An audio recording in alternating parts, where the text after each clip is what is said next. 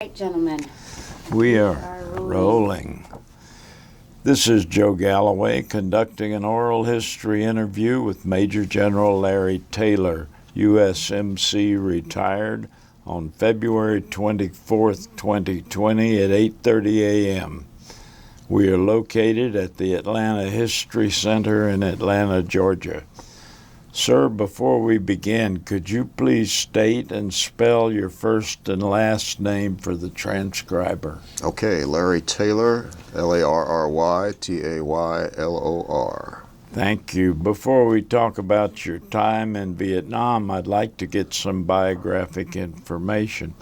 When and where were you born? Born New York City, 28 March 41. A good year. Me too. Oh, yes. Who were your family members? Father Al, Mother Rose. Had no brothers or sisters. Had a ton of cousins up in northeast New Jersey, and then we moved. When I was 6 years old, we moved here to Atlanta. To Atlanta. What'd your dad do? He was a middle management guy in a uniform rental and industrial laundry kind of place. So you consider Atlanta your hometown? That's where you went to school? Right. Yeah. How did you come to enter the military? Well, in my day, in your day, if you were healthy and male, the odds were overwhelming that you had a military obligation. And I had always been fascinated by the Marine Corps. I read Battle Cry by Leon Uris and saw Sands of Iwo Jima, and I said I wanted to do that from the time I was this high. So I was anxious to go. And did you enlist or be commissioned through a college program? Well, the latter. I enlisted in the Marine Corps Reserve as part of the Marine Corps Platoon Leaders Class program. That was in the summer of '59. Went in the summers to Quantico to officers boot camp, and then got commissioned when I graduated. This was what year? Got commissioned in '62. 62. Vietnam wasn't on anybody's radar much. Well, there were Marine helicopters there, but no ground troops, right? Yeah. Had you been following developments over there? Yeah, probably not as good as some, but better than most, I guess.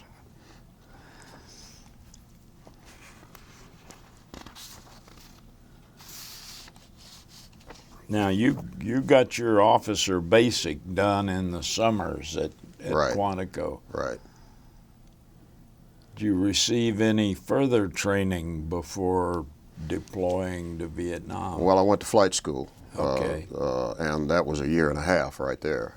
And then my first tour of duty was actually at Marine Corps Air Station New River, up adjacent to Camp Lejeune, North Carolina. So that was my first tour.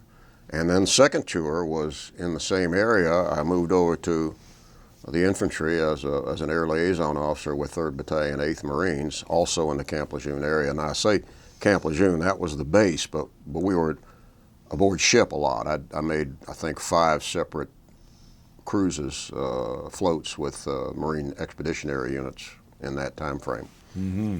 And the only... What plane did they teach you the to old fly? Sikorsky. Well, of course, in the Marine Corps, you go through fixed-wing training first, but then I went to helicopters in the latter part of my flight school.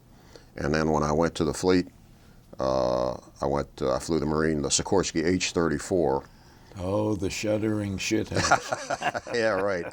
And flew that at my first squadron, and then went to the grunts. Kept my hand in flying when I had the opportunity. And then, of course, when I went with Air America, I was flying H-34s then, too. My. What year was your first tour in Vietnam? Well, most of the flying was in Laos, actually. So Yeah. I can't really say that my tour was in Vietnam. I was in Vietnam several times, most notably during the Tet Offensive. Yeah. But that's another story, and those were for short periods of time. But I got there in January of '67 and stayed until August, I think it was, of '68. So like an 18-month tour.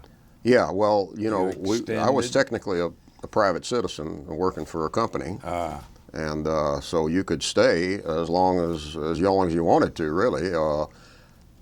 The arrangement financially was that you had to stay at least 18 months in order to get that tax break that civilians get when they work overseas. Right. So pretty much everybody saw that as a minimum.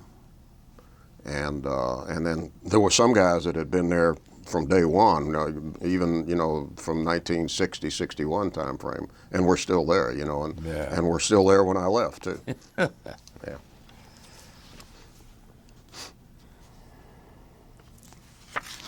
How did you end up recruited by Air America? Well, I don't know Tell us what Air America is. Yeah, okay.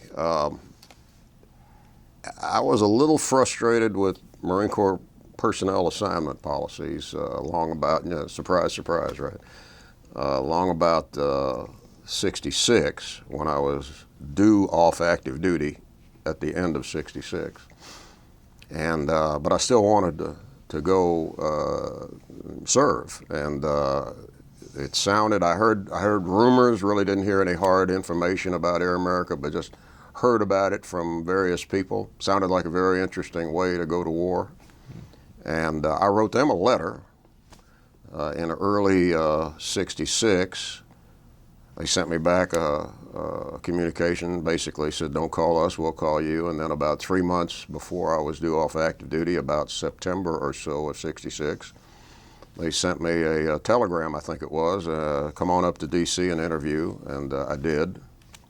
And then when I left active duty at the end of December '66, immediately came here for a little while, for a week or two, and then flew overseas with them. What was your rank when you stepped out? Captain. Captain. Yeah. So tell us about Air America, who they were and what they did. Yeah, well, Air America was a private corporation, put that in quotation marks. Yeah. In subsequent years, we all know that it was a corporation that was owned by the Central Intelligence Agency. And they were formed, the genesis of Air America actually goes back to the Civil Air Transport days in Taiwan after the Chinese won, and Claire Chennault started a private airline, which of course was subsequently bought by the CIA. There were subsidiary corporations. One of them was Air America, which was formed to provide air support in Southeast Asia, beginning about 1960 in the Lao crisis during the Kennedy administration, where they created a helicopter program at that time. And by the time I got there, Air America had a large presence in Laos, of course, because there wasn't technically supposed to be any military in Laos, right? But and also a presence in Vietnam. Also, a lot of guys, obviously overwhelmed size-wise by the military in Vietnam, but in Laos, we were the primary air force, if you will. And your initial duties were flying the H-34 Right. on missions in Laos and lesser extent in Vietnam? Yeah, never really had any missions per se in Vietnam, but we worked an awful lot around the border. The border, as you know, was very imprecise. I remember winding up a couple of times because of being trapped by the weather across the border. One other time I remember, when I was way up north, I remember them, one of the airborne triple Seabirds, Hillsborough or Cricket, I forget the call sign, a guy had been shot down, an Air Force guy had been shot down in Laos. The Jolly Greens weren't available, and I remember they sent me, told me to go up and try to get this guy. Never did. They, after a few minutes in North Vietnam, they said turn around and come back. Never did that. But then I wound up in this is another whole interview all in itself. On my time off in the last week of January '68, I went to see one of my best friends who was in the Army in Vietnam with the 1st Infantry Division. And the reason why I went was because there was going to be a truce, right? There was always a truce during Tet. Well, long story short, I was only going to stay 6 days. I wound up getting trapped there by the biggest offensive of the war, and spent about 10 days trying to get back out of the country, back over to what I was supposed to be doing, right? So it was, that's, like I said, another whole story. As a matter of fact, this buddy of mine that I went to see, he and I did a tape for Eric Hamill. Remember him? He'd written a lot of books on Vietnam, and he was working on an oral history of the Tet Offensive. And my buddy and I did a tape for him, but I don't think he ever published a book. At least I'm unaware of it if he did. We had a lot of adventures during that 10-day period. He obviously immediately tried to start getting back to his unit. We went down to Vang Pao. Remember, that was an R&R center. Yeah. We went down there, and by the time we got there, we realized the biggest offensive of the war had started.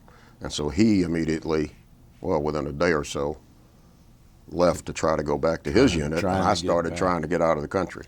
You know, I flew in commercially, and there was no commercial traffic. No commercial traffic. After the Tet Offensive started. I was trapped in Phnom Penh. Aha, there you go. For about a week. Yeah, took me 10 days, yep. Where were you based? The base was Udorn in extreme northern Thailand, a big Air Force, Royal Thai Air Force base, actually. Right. And that was the base, but we were only there. Well, I had a little hooch there, but we typically go up country for about 6 days at a time. Come back a day or two in Udorn, and then back up country for several days. Kept doing that all month long. What were your living conditions like? Well, up country, there were, depending on where you were, there was a hostel at a place called Samtong, which was the largest refugee center among the Hmong in the mountains of northern Laos, near the Plain of Jars. Stayed there a lot. Sometimes you'd stay at the customer's hooch, the customer being the whatever CIA guy was assigned in that area. And some of them had very primitive, you know, a bunk room or something like that, and you'd sleep there. And then in some of the little provincial towns like Savannakhet and Pak Se, there was a little kind of a hostel that was owned by America or by Air America or a friendly local, and sometimes we'd stay there. So it wasn't a lot, you know. Every now and then guys would get trapped, you know, in the field because of the weather or something like that, and you'd wind up sleeping in the Hotel Sikorsky, you know. Yeah. But that didn't happen very often. Usually we were able to make it back to reasonably comfortable considering where we were. Yeah. Sounds pretty primitive. Well, compared to the St. Regis down the street, yeah, pretty primitive. Well, compared to sleeping in a foxhole. Yeah, a little better than that. Describe your friendships with and your impressions of the Marines that you served with and the Air America people you served with. Well, to this day, my closest friends, other than the folks that I went to high school with here in Atlanta, my closest friends are almost all Marines. Some going back to all the way back to my squadron days and my days with the infantry, with my second tour when I went over to the Grunts. Going all the way back to then, and then of course in the reserves after that, a lot of close friends there. Air America, we have a reunion every year. There were only a couple of guys that I got close to. It wasn't quite like the squadron or unit environment at Air America. We flew, in the Marine Corps, when you're typically flying operationally, you're flying in at least a section of 2 aircraft or more, depending on the mission, and you're working together. At Air America, we did a lot of solo work. As a matter of fact, we usually flew with only one pilot. Normally, the H-34 was manned by 2 pilots in the Marine Corps. Yeah. We only had 2 in there when we had a special mission, something that they expected might be a little hairier than normal, and we'd fly with 2 guys then. But normally on the more routine stuff, day to day, we'd be solo aircraft and 1 guy in the aircraft, yeah, and a crew chief below. We called them flight mechanics. You ever crash one? No. Or get shot down? Well, shot down, conjures up an image of spiraling down in flames. That's not what happened to me. What happened was they filled the aircraft full of holes, and I knew I had to land. But it was a controlled landing, Yeah. in a relatively friendly area after we realized we'd been hit. Yeah, and that story, by the way, is in this book here. Yeah.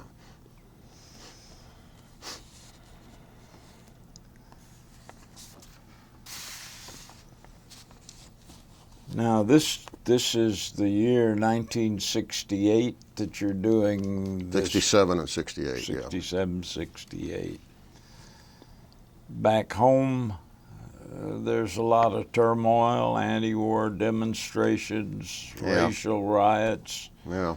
Any of that transfer over to where you were? I don't think so. I don't remember. I can't even remember ever even talking about it much, other than maybe having a little disdain for the folks that were engaged in anti-war demonstrations and all that. I think that was the general attitude certainly among the guys that I was hanging out with. Yeah. But I don't remember any controversy or serious conversations about it. It was mostly bar talk, Yeah. How much time did you have off to yourself? Yeah. And what'd you do for off-duty time? Well, I was a young single guy. And, Based so in that's part of the Thailand, answer right there. I would add. Yeah. We would typically get 6 days off a month, straight. And then that doesn't count the days between when we fly up to Laos out of Udon and then come back to Udon for a day or 2. I'm not counting that. We would get 6 days where we could leave the base and go anywhere we wanted, really. And I would go, almost always go to Bangkok when I had that time off. And maybe every other time or every third time I'd go beyond that to Hong Kong or someplace like that. So it was a much nicer arrangement for a young single guy than, for example, a guy who was in the Marines, in the infantry at the same time, kidding. or at the squadron either. There was R&R, obviously, as you know, for guys in Vietnam, but that was not as regular a thing as what we had. I thought it was in retrospect, a pretty good deal that we had. Amazing Grace Hotel. Yeah, the Grace. I remember the Grace. You remember the Taipei. Grace? I remember when they had a big fire there at the Grace. I remember one of my colleagues staggering out the door at about 3 a.m. and standing there and declaring, "This I will defend." Absolutely. To death. Yeah. Yeah, Taiwan was a favorite place to go to. Yeah. Describe any holidays, Thanksgiving, Christmas, that stand out in your mind while deployed. Yeah. When I saw that it was going to be a potential question, and I looked in my logbook, and I don't think there were any. I think it was just a regular working day in most cases. If I was off that day, it was just coincidental. And you weren't going to get a roast turkey and no. I don't remember any special arrangements for chow or ceremonies of any sort. No. That may have happened. I just don't remember it. Yeah.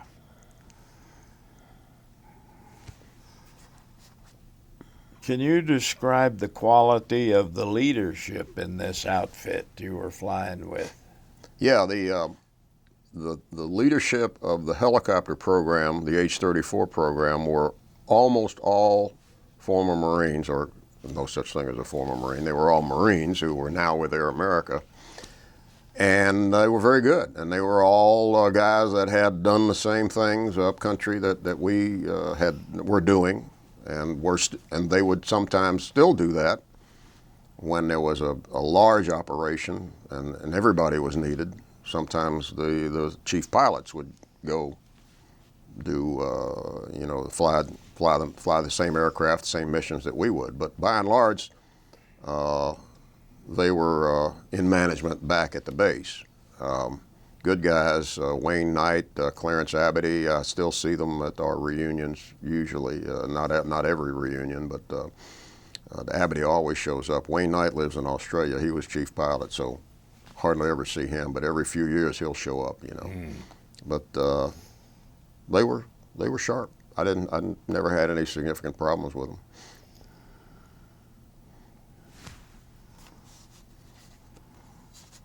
Those guys went, Abity, Knight, and some of the others, they went back to the original days of Air America in Laos when it was first formed. They had been in the Marine Corps and left to do the Air America thing. Can you describe any cutting-edge technology or science or other achievements that you saw in Air America that they didn't do in the Marine Corps? No, not really. We were flying pretty well-seasoned helicopters by that time, and it was pretty conventional. I was very impressed with the maintenance. The quantity of the maintenance was very impressive. You'd bring an aircraft back after 6 days up country, and you'd have maybe a couple of dozen gripes about the aircraft. One or two would be downing gripes that would keep the aircraft on the ground. The rest of them were just miscellaneous things that you could fly with but needed to be fixed. And you'd bring it in late one afternoon, and it would be ready to go out again early the next morning. They had guys swarmed it. Huh? They swarmed all over it with a lot of local labor and contract labor. I guess they were all Air America employees, I suppose, but a lot of them were not American. I guess the supervisors were, but a lot of them were Filipino and Taiwanese and that sort of thing. And they did a great job maintenance-wise, I thought.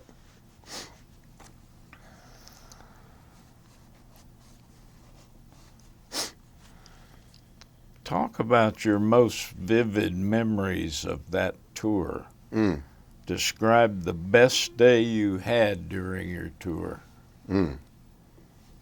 Well,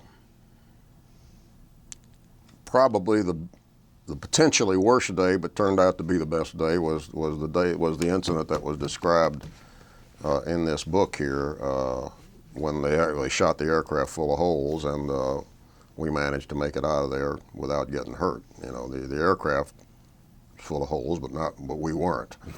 And when it was just a matter of inches, a couple of inches one way or another, and it could have either put the aircraft down on the ground or hit one of us, but it didn't.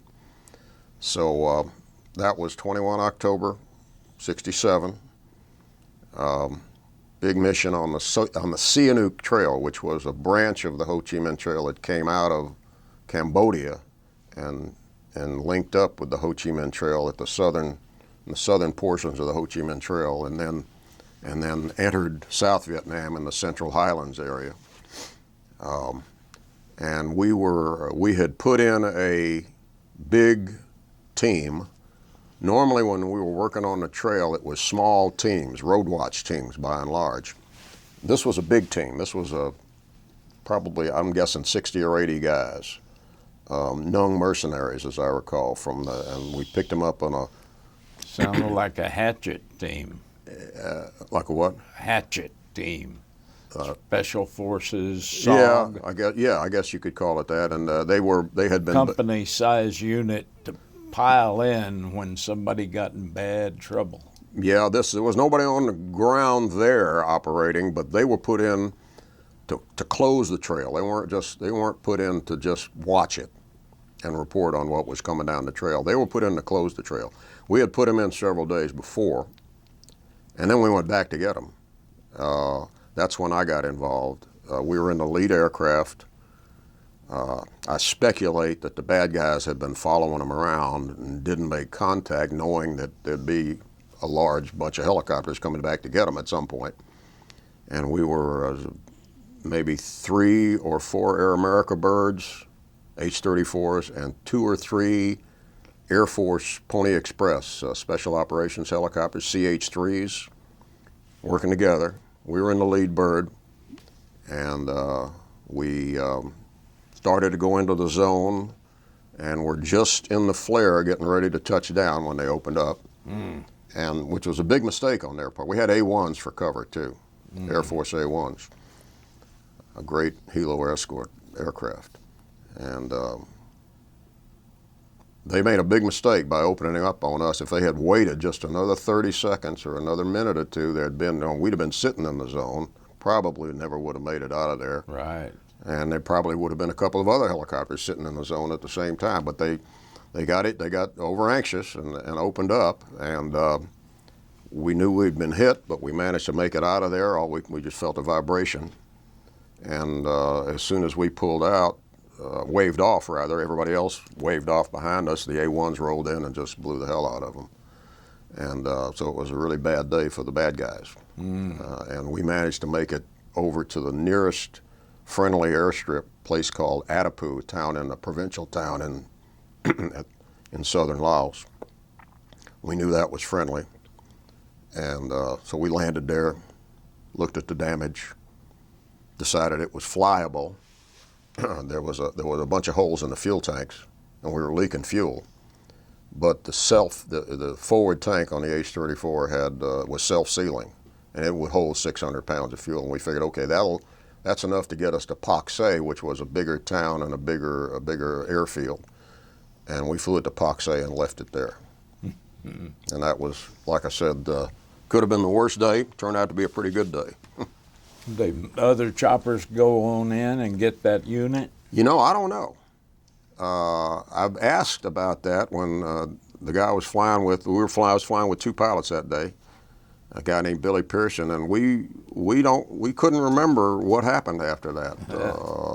I assume somebody went back and got him after determining that the bad guys had exited the area, you know. Yeah. But I don't really know for sure. Describe the worst day you had during the tour. Well, I can't think. There's not one that sticks out as being the worst. You know, there was a lot of routine stuff. I guess it would be a good day to talk about the 3 different customers that we had. Every day at the end of the day, they would tell you what you were going to do the next day. You'd get a radio message, and they'd hand you a piece of paper and say, go to this location and work for this guy. And frequently it was USAID, the Foreign Aid Agency. And that was basically rice and refugees. Usually fairly routine, not always, but there wasn't a lot of hostile action involved when you were doing the USAID work. And then somewhat more interesting was when we worked for the air attaché at the embassy in Vientiane, and that meant that we were going to be supporting the Lao Army, the Royal Lao Army, anywhere in the country, could be anywhere.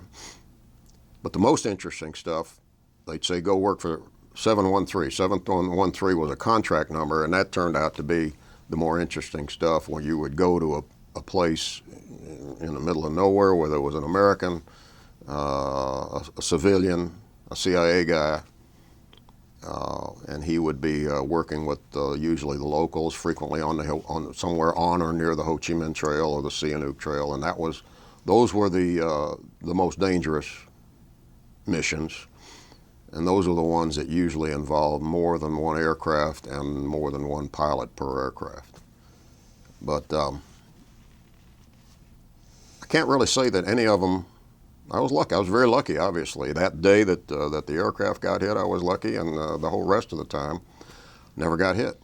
Got shot at, but never got hit. When you were working the CIA part of this thing, did your loads change to some different things? Well, yeah, it was usually troops and ammunition and actually the same kind of stuff that you'd have been carrying in the Marine Corps. Yeah.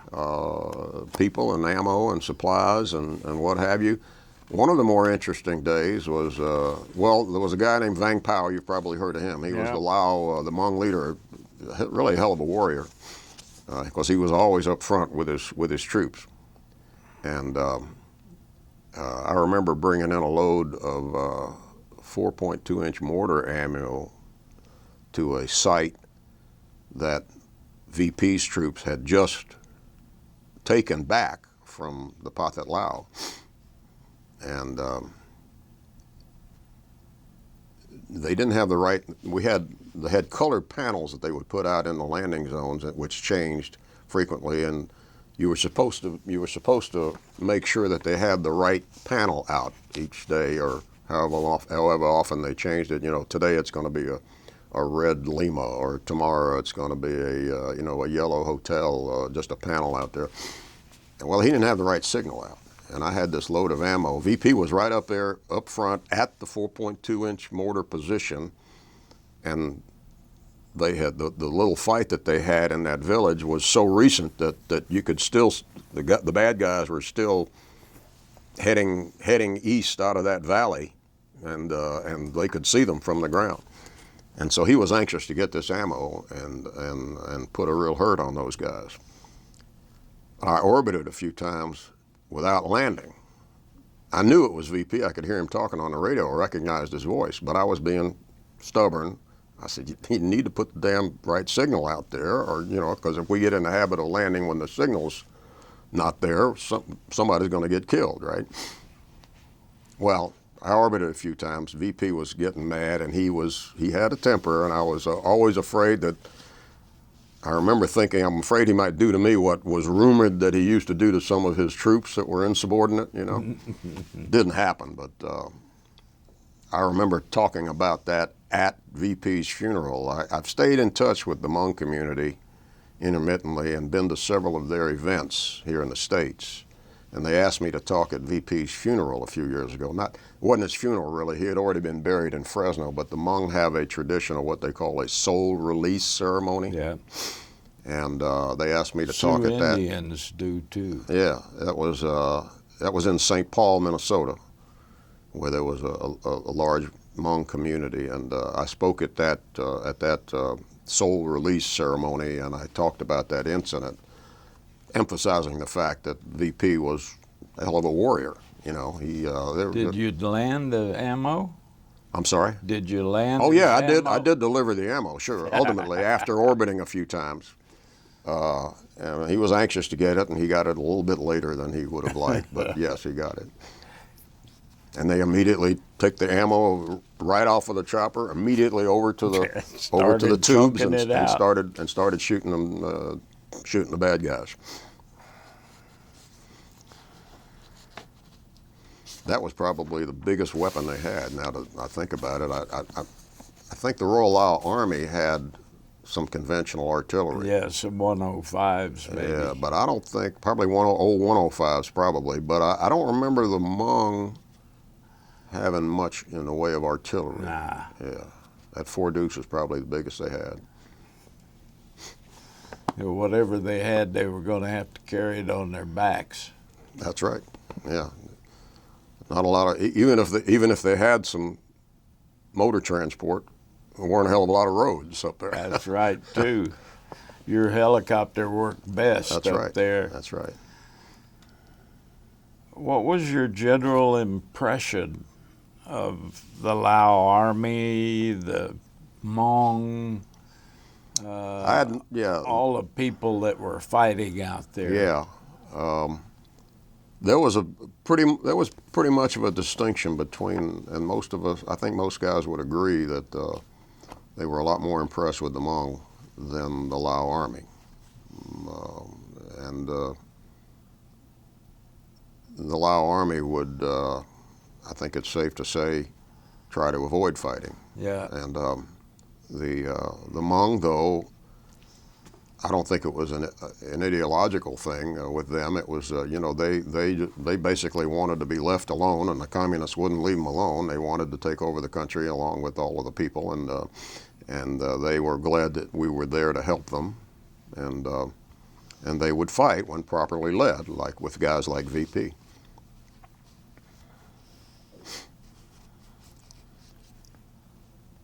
How much contact did you have with your family back home in this time? I probably called home. You recall, you know, that they had that primitive Mars system. Yeah, well, we didn't use Mars. We didn't have that where I was, but I would call them when I'd get back to Bangkok occasionally. And I don't think that probably only happened. I wrote a lot of letters. They are, by the way, all those letters are in the archives. Then, you know, our archives, all of the CIA Air Operations archives are at the University of Texas Dallas campus. And that includes all of the letters that I wrote one of my best friends back here.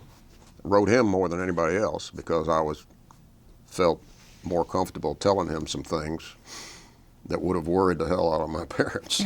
So they were really kind of in the dark about what I was actually doing. I told them initially that I was working on a dam project on the Mekong River, which actually there was actually kind of a plan to build a dam on the Mekong, which since has happened. Yeah. But not then. But so I'm sure at least for the first part of the time that I was there, they just thought that I was out of harm's way, you know.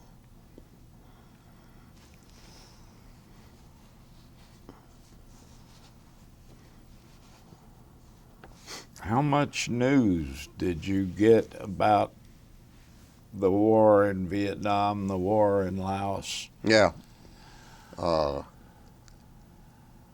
Not a lot. You know the old, you know, you're looking through the opposite end of a telescope when you're usually in a situation like that. But on my days off, I would go down in Udon, which was a provincial town, but there was a newsstand in downtown Udon that you could get a couple of weeks old copy of Newsweek or Time, and I'd go down there every now and then and buy that. And that was probably the only thing I knew about what was going on in the rest of the world. Yeah. Other than letters that I would get.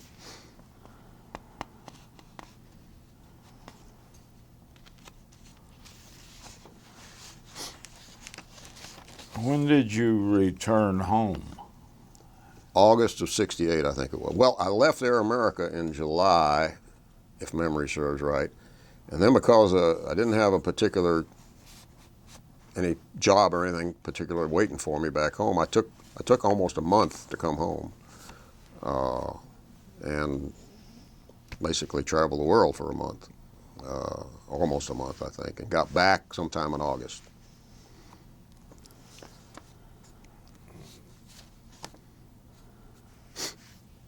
What did you do then? Well, I joined the reserves right off the bat. Went back and the helicopter squadron was right up here at Naval Air Station Atlanta, and they were flying the H-34, the same thing I was flying. So got in that squadron, stayed in that squadron for the next 13 years through 3 different types of aircraft. After a few years, we transitioned into Hueys and then ultimately to Cobras, and wound up as the commanding officer of that squadron. But other than that, and that was a reserve squadron, I was hoping to get a job with the airline. Didn't look like it was going to happen. I applied with the airlines that had bases here in Atlanta, Delta, Eastern, Southern, and Piedmont. Nothing happened until January of '69, when I got hired by a little old Southern Airways, which was a regional carrier. Southern eventually became Republic Airlines, and then Republic Airlines was bought by Northwest, and I wound up retiring out of Northwest Airlines. So I had the best of both worlds. You know, as the years went by, I was doing more and more Marine Corps stuff and less airline stuff, just take leave when I had to.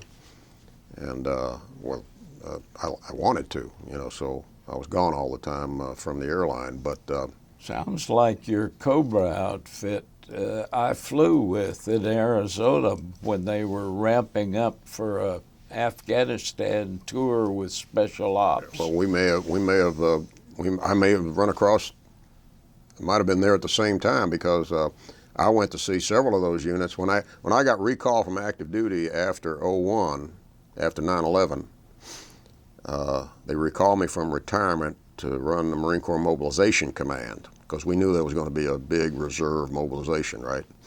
And I guess the system knew that I knew the system or something. But anyway, they brought me back, and I spent a lot of time visiting units that were deploying, including my old squadron. My old squadron did 5 pumps. It was a reserve squadron, and it's not unusual these days for a reserve unit to be gone all the time. They did, as I recall, 2 pumps to Afghanistan and 3 to Iraq. Well, they were at in Tucson. They had asked the CIA. The CIA said, "What do you need to do that you don't get to do?" And they said, "Well, fire Hellfire missiles." Well, They suddenly got them 200 Hellfires, and they were out there blowing up the desert. well, the Hellfires came along. I never got to shoot a Hellfire. When I was still at the squadron level, we were flying Vietnam-era J-model Cobras, which had no capability at the time to fire any precision-guided weapons. Yeah. But we would fly tow escort. The Yeah. tow birds, because you had to expose yourself to shoot the tow, they required an escort, and so we would exercise with them. And They put me in the front seat of the Cobra and flew me from Tucson to Nogales, where we hooked up with the Border Patrol. oh yeah, And, that Army or Marines? Marines, Oh, your yeah, okay. squadron. Oh, okay. That was set. I don't remember that one. Okay. Yeah, quite fun. Yeah, I bet. Yeah, well, That's a good. my guys bird. used to say, delivering ordnance from an aircraft is the most fun you can have sitting up. Yeah.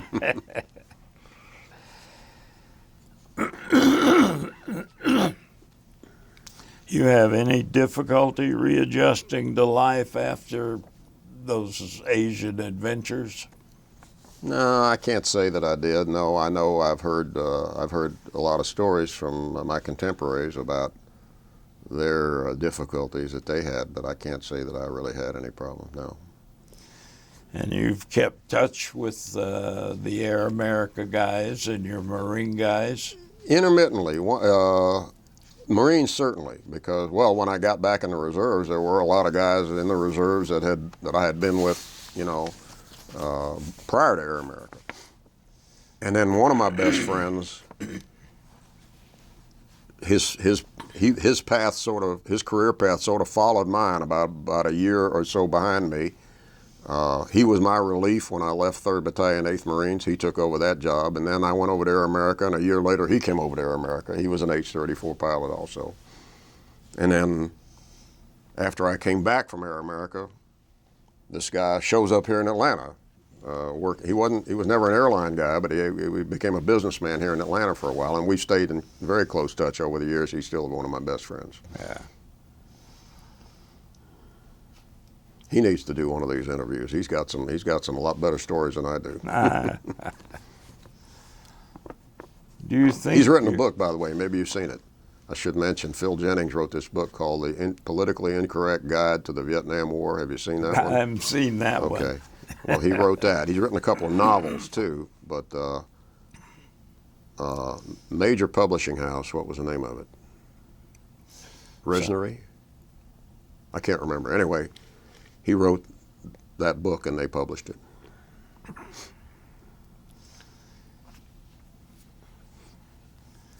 How do you think that war is remembered in society today? Not accurately. And of course, part of that is because of movies and the myths that, in my opinion, the American left insists on perpetrating about the war. I got a little hip pocket talk that I've given from time to time, not unlike Jennings' book, I call it the myths of Vietnam. The first myth, of course, and it's not by no means the most important one, but the first myth that I always mention is that it wasn't the Vietnam War. It's not named properly because it was all over Indochina, and as we know, the enemy main logistic way of preparing the battlefield was through the Ho Chi Minh Trail, and that was entirely in Laos. And the Vietnamese refer to it as the American War. Well, some of them do. That's right. Yes, they do. I went back, by the way, in '06 and spent 2 nights in Hanoi, which of course never got to do back then. But the trip was actually to Laos, but we got there by way of Vietnam. Yeah. 2 nights in Hanoi on the way over, 8 nights in Laos, and then 1 night in Saigon on the way back. And I tell guys back here that haven't been back, I say the most dangerous thing in Vietnam now is trying to cross the street in Saigon because of all the traffic, you know. Run over by a motorbike. And a lot of cars in Saigon. Yeah.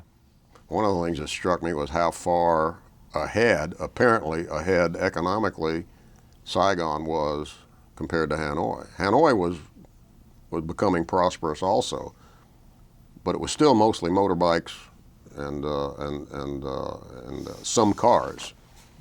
In Saigon, it was all cars and bikes and what have you. But when I first went to Hanoi, it was all bicycles. Yeah, not anymore. Next trip, it was motorbikes, and then Mercedes-Benzes. Yep. Have you visited the Vietnam Veterans Memorial? I have a couple of times, several times. I think it's great.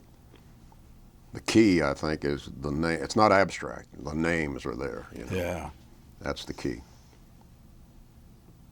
You've heard about the 50th anniversary of the Vietnam War commemoration. You're part of it today. Yeah. What do you think about that? Well, there's still an awful lot of those myths that are floating around, and a lot of us have a problem with a lot of what Ken Burns did on TV because I think it perpetrated some of those myths. Parts of it were very good, very useful, real history, I think, but I didn't like the sense of moral equivalency that you got while you were watching. If you didn't know anything about it, you know, you had the sense that there was a moral equivalency between the two sides. I never bought into that, you know. I don't care what Hollywood says, we were the good guys. Have you received your Vietnam veteran lapel pin?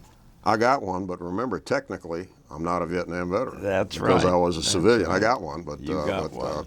And I'm a member of the AVVBA, you know, the group that's involved with this interview process. Yeah. And I keep having to remind them every now and then. I said, you know, I'm really only an associate member here because even though I was there longer than most guys, I was a civilian the whole time. Yeah. We'll put that Me too. Yeah, there you go. Well, you deserve one of those pins. 4 tours. Yeah, there you go.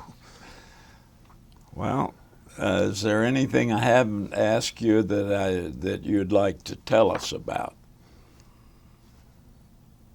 I'm always concerned that at the end of every conflict, we make mistakes as a country and as a military that set the stage for the next fight, or and you know, by the time that one comes along, we're prepared to fight the one we finished. In many cases, that's true. The only time it wasn't true was Desert Storm, you know, and it only lasted 4 days, right? Yeah. But and that's another talk that I give about how we almost always get it wrong about what type of fight it's going to be and where it's going to be. But even though we almost always get it wrong and people acknowledge that, they'll say, yes, that's right, we almost always get it wrong, but I know what it's going to be like next time. And of course, no, you don't. You might be right, but the odds are you won't be. I use a baseball analogy. I'm a baseball nut. And there have been 5 big fights in my lifetime. In 4 and a whole bunch of little ones, but 5 big ones, beginning with World War II. And in 4 out of those 5 fights, we were either totally unprepared or we were prepared, but for a completely different kind of fight in a different place than where we found ourselves. Vietnam is a perfect example, right? We were getting ready to fight the Russians in Western Europe, and we found ourselves in a conventional war in the jungles of Southeast Asia, you know. Yeah. And we have a weakness where it comes to reading the history and culture of an enemy. Absolutely, absolutely. We keep picking out the meanest guy on the block. The 9/11, you know, the defining lesson of the 9/11 Commission report was a failure of imagination. We just couldn't believe that anybody could do what they did on 9/11. Yeah. And I have no reason to believe that we're not falling into the same trap. I don't know where or when. Nobody does, but there's very likely to be a big surprise, and the history says that. You know? We'll be totally unprepared when it comes. Yeah, yeah. Well, thank you for Thank coming you, sir. in. My pleasure. Really appreciate it. Yeah. Don't move too